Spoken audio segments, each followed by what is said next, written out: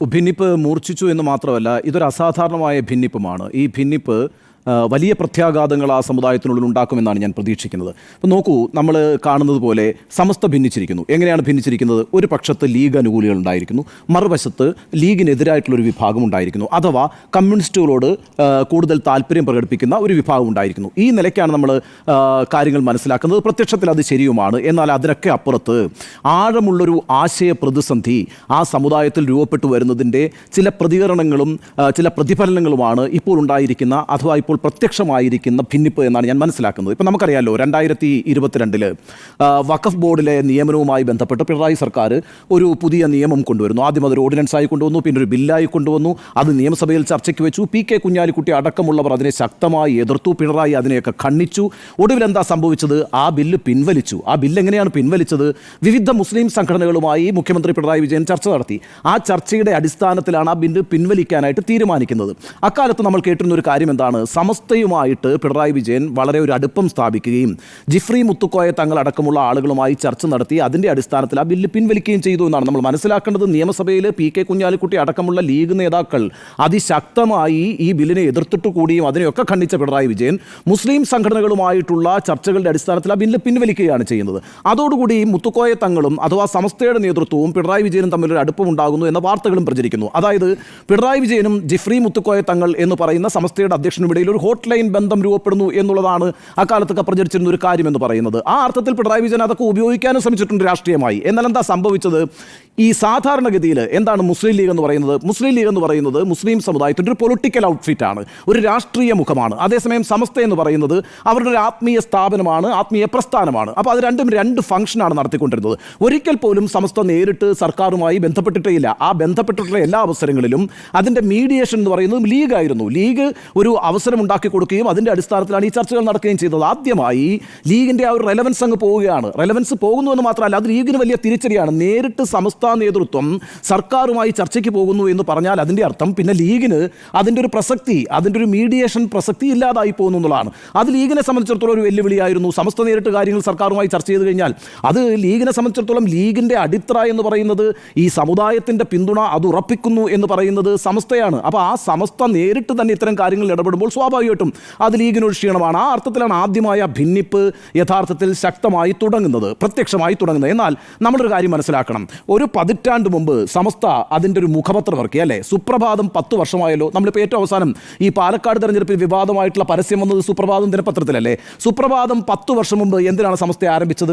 സമസ്തയ്ക്ക് ഈ പത്രത്തിൻ്റെ ആവശ്യം എന്തായിരുന്നു? യഥാർത്ഥത്തിൽ ലീഗിന് പത്രമുണ്ടല്ലോ. ചന്ദ്രിക എന്ന് പറഞ്ഞ പത്രമുണ്ടായിരുന്ന സമയത്താണ് സമസ്ത ഈ പറയുന്ന ലീഗിൻ്റെ പോഷക സംഘടന എന്ന സ്വഭാവത്തിൽ നിൽക്കുമ്പോൾ തന്നെ ഒരു മുഖപത്രം ഇറക്കുന്നത്. അതിന് സമസ്തയെ പ്രേരിപ്പിച്ച ഘടകമെന്ന് പറയുന്നത് ചന്ദ്രിക റെപ്രസെൻ്റ് ചെയ്യുന്നതിന് അപ്പുറത്താണ് സമസ്തയുടെ ചില ആശയങ്ങളെന്നും ആ ആശയങ്ങൾ അവരുടെ സമുദായത്തിനുള്ളിൽ പ്രചരിപ്പിക്കണമെങ്കിൽ അവർക്ക് അവരുടേതായൊരു മുഖപത്രം വേണമെന്നും തീരുമാനിച്ചു. അപ്പോൾ ആ ആശയവൈരുദ്ധ്യം എങ്ങനെയാണ് ഉണ്ടായത്? ആ ആശയവൈരുദ്ധ്യത്തിൻ്റെ അടിസ്ഥാനം എന്ന് പറയുന്നത് ലീഗിനകത്ത് രൂപപ്പെട്ടു വരുന്ന മുജാഹിദീൻ ജമാഅത്ത് വിഭാഗങ്ങളുടെ സ്വാധീനവുമായി ബന്ധപ്പെട്ടാണ്. ആ സ്വാധീനവുമായി ബന്ധപ്പെട്ടാണ് ഈ തർക്കം വരുന്നത്. ഇപ്പോൾ താങ്കൾ നേരത്തെ സൂചിപ്പിച്ചല്ലോ ഇന്നലെ ഇറങ്ങിയ വാർത്താക്കുറിപ്പ്. ആ വാർത്താക്കുറിപ്പിൽ വളരെ പ്രധാനപ്പെട്ട ഒരു തീരുമാനം, നിർണായകമായൊരു തീരുമാനം സമസ്ത പ്രഖ്യാപിച്ചിട്ടുണ്ട്. എന്താണെന്നറിയാമോ? CIC-യുമായുള്ള എല്ലാ ബന്ധവും വിച്ഛേദിച്ചു എന്നാണ്, അല്ലേ? CIC എന്ന് പറഞ്ഞാൽ എന്താ? കോർഡിനേഷൻ ഓഫ് ഇസ്ലാമിക് കോളേജസ് എന്നാണ് പറയുന്നത്. ഈ കോർഡിനേഷൻ ഓഫ് ഇസ്ലാമിക് കോളേജസ് എന്ന് പറഞ്ഞാൽ എന്താണ്? അത് മതഭൗതിക വിദ്യാഭ്യാസം പഠിപ്പിക്കുന്ന ഒരു സ്ഥലമാണ്. എന്താണ് ഈ മതഭൗതിക വിദ്യാഭ്യാസം എന്ന് പറയുന്നത്? മതം പഠിപ്പിക്കും. അതിനോടൊപ്പം തന്നെ നിങ്ങൾക്ക് ഭൗതിക വിദ്യാഭ്യാസം നേടാം. BA പഠിക്കാം, BSc പഠിക്കാം, MA പഠിക്കാം, അങ്ങനെ റിസർച്ച് ചെയ്യാം, ഡോക്ടറേറ്റ് എടുക്കാം. അങ്ങനെ അത്തരം ഇസ്ലാമിക് കോളേജുകളിലൂടെ ഈ ഡിഗ്രിയും പോസ്റ്റ് ഗ്രാജുവേഷനും ഒക്കെ എടുത്തിട്ടുള്ള ആളുകൾ വിവിധ സ്ഥാപനങ്ങളിൽ ജോലി ചെയ്യുന്നുണ്ട്, സമൂഹത്തിലെ പ്രധാന പദവികളിൽ ഇരിക്കുന്നുണ്ട്. പക്ഷേ അതിനോടൊപ്പം മതം കൂടി പഠിപ്പിക്കുന്നുണ്ട് അവർ. പക്ഷേ ആ പഠിപ്പിക്കുന്ന മതം എന്ന് പറയുന്നത് മുജാഹിദീൻ ആശയങ്ങളാണ് എന്നൊരു ഭിന്നിപ്പ് രൂപപ്പെട്ടു. ഈ CIC-യുടെ നേതൃത്വത്തിൽ ആരാണെന്ന് അറിയാമോ? CIC-യുടെ അധ്യക്ഷൻ എന്ന് പറയുന്നത് പാണക്കാട് സാദിഖ് അലി ശിഹാബ് തങ്ങളാണ്, അതായത് മുസ്ലിം ലീഗിൻ്റെ അധ്യക്ഷൻ. അതിനകത്ത് ഉപദേശക സമിതിയിൽ ഉണ്ടായിരുന്ന ആളുകളാണ് ജിഫ്രി മുത്തുക്കോയ തങ്ങളും ആലിക്കുട്ടി മുസ്ലിയാരും. ഇവർ രണ്ടും സമസ്തയുടെ പ്രതിനിധികളാണ്. ഇവരുടെയൊക്കെ ഉപദേശത്തിൻ്റെ അടിസ്ഥാനത്തിലായിരുന്നു ഈ പറയുന്ന CIC ഫംഗ്ഷൻ ചെയ്തുകൊണ്ടിരുന്നത്. പക്ഷേ ഈ മതവിദ്യാഭ്യാസത്തെ സംബന്ധിച്ച് സംബന്ധിച്ച് ചില ആശങ്കകൾ, ആശയപരമായ വിയോജിപ്പുകൾ ജിഫ്രി മുത്തുക്കോയത്തങ്ങളും ആലുക്കുട്ടി മുസ്ലിയാരും ഈ ഉപദേശക സമിതിയിൽ ഉന്നയിച്ചു. ഈ പ്രശ്നം പരിഹരിച്ചില്ല എങ്കിൽ ഞങ്ങൾ ഈ CIC-യുമായി സഹകരിക്കാൻ കഴിയില്ല എന്ന് പ്രഖ്യാപിക്കുകയും ചെയ്തു. അതിൻ്റെ അടിസ്ഥാനത്തിൽ അന്ന് അതിൻ്റെ ജനറൽ സെക്രട്ടറിയെ മാറ്റി. പിന്നീട് സാദിഖ് അലി ശിഹാബ് തങ്ങൾ തന്നെ അതിൻ്റെ അധ്യക്ഷനായി തുടരുകയും ചെയ്തു. എന്നാൽ വീണ്ടും അദ്ദേഹത്തെ തന്നെ തിരിച്ചു കൊണ്ടുവന്നു. അതോടുകൂടി ഇവരെന്ത് ചെയ്തു? ഇവർ രാജിവെച്ച് തിരിച്ചുപോയി. എന്താ വിയോജിപ്പ് എന്ന് പറയുന്നത്? മുജാഹിദീൻ ജമാഅത്ത് വിശ്വാസങ്ങൾ എന്താണ് പറയുന്നത്? ആദ്യത്തെ ഒരു 3 നൂറ്റാണ്ട് കാലം ഇസ്ലാമിസം എന്ന് പറയുന്നത് ശുദ്ധമായിരുന്നു. എന്നാൽ അവർ വിവിധ ലോകത്തിൻ്റെ വിവിധ ഭാഗങ്ങളിലേക്ക് പ്രചാരണത്തിനായി പോയപ്പോൾ ഈ തദ്ദേശീയ സംസ്കാരവുമായിട്ട് അത് ഇടകലർന്നു.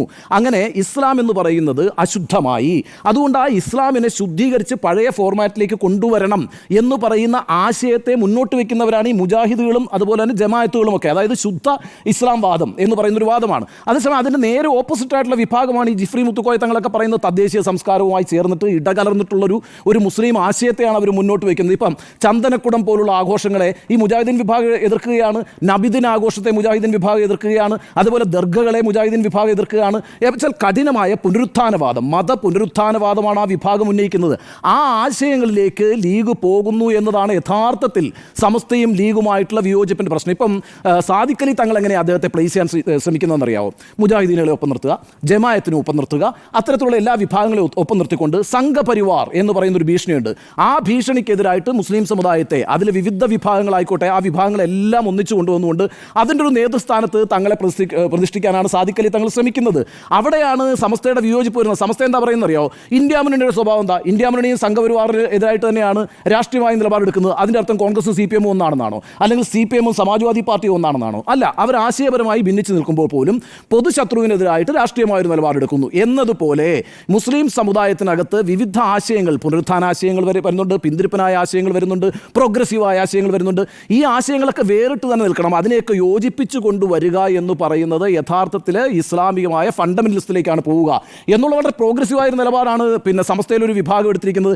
അതാണ് പിണറായി വിജയൻ പറയുന്ന ഈ അടുത്ത കാലത്ത് പിണറായി വിജയൻ്റെ പ്രസ്താവനയുണ്ടല്ലോ, ജമാഅത്ത് പിടിമുറക്കുന്നു ലീഗിൽ, മുജാഹിദീൻ പിടിമുറക്കുന്നു ലീഗിൽ.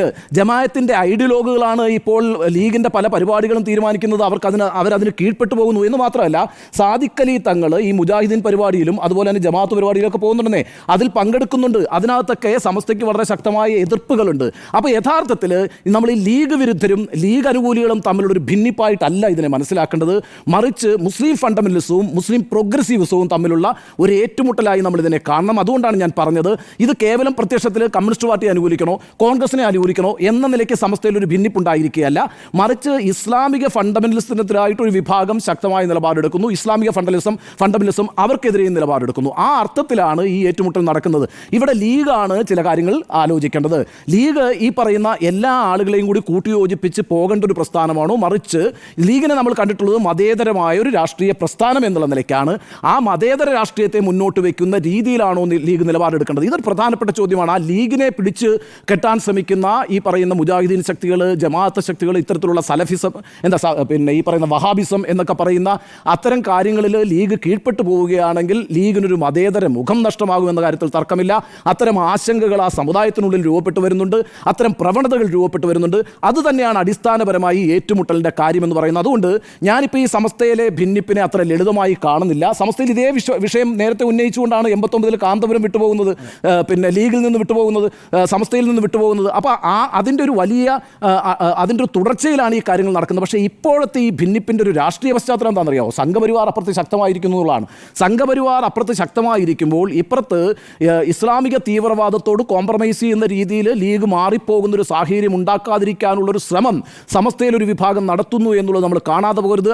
അതിൻ്റേതായ പുരോഗമനപരമായൊരു അതിൻ്റെ ഒരു പുരോഗമനമായ കാൽവയ്പായിട്ടാണ് ഞാനതിനെ കാണുന്നത്. അതുകൊണ്ട് ലീഗ് ഇക്കാര്യത്തിൽ ആഭ്യന്തരമായി ചില കാര്യങ്ങൾ ചർച്ച ചെയ്യണം.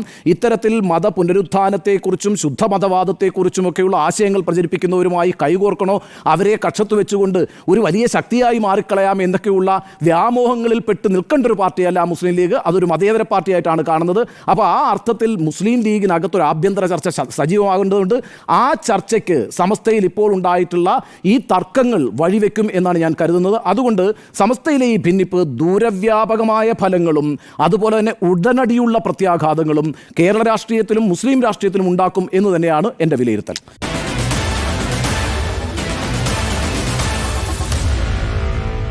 Meet the editors.